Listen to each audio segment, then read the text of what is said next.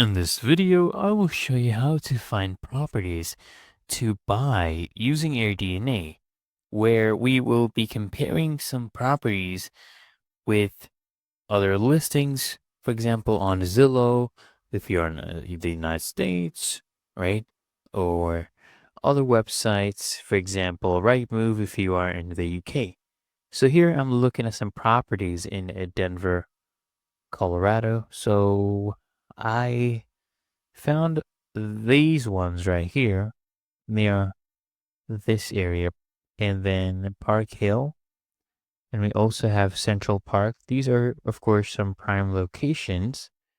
So let's go ahead and look at this. So this one, $245,000. Let's take this one as an example. So it has had a price cut.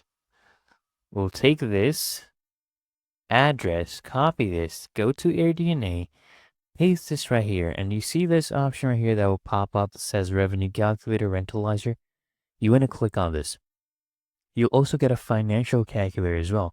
Now this rentalizer will give you the projected rent revenue, and as you can see in this area, actually this one is among the higher ones, especially for the 2-bed, 2-bath.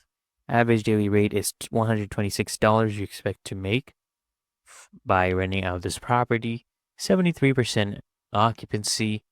Basically, it means that throughout the year, 73% of the time, this property will be occupied over the next 12 months.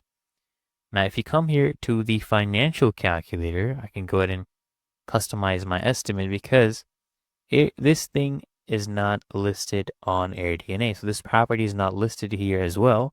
So it doesn't know the selling price. So I can just come here and take the selling price, $245,000, click on customize estimate.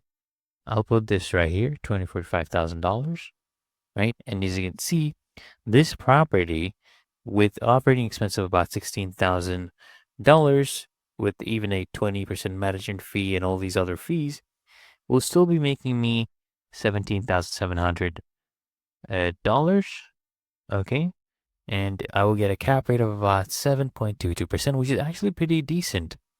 And you can go ahead and look at other properties. Let's go back to search. Let's pick this one. Let's see if this one is actually listed on your AirDNA as well. Some properties you'll find that they're actually listed. And you basically just repeat the same process. See properties that will actually do decent in this area. And then you want to go ahead and see whether or not it would be a good financial move to go ahead and buy this. So let's see, this property also is not listed on AirDNA. So you want to go for such properties, 254.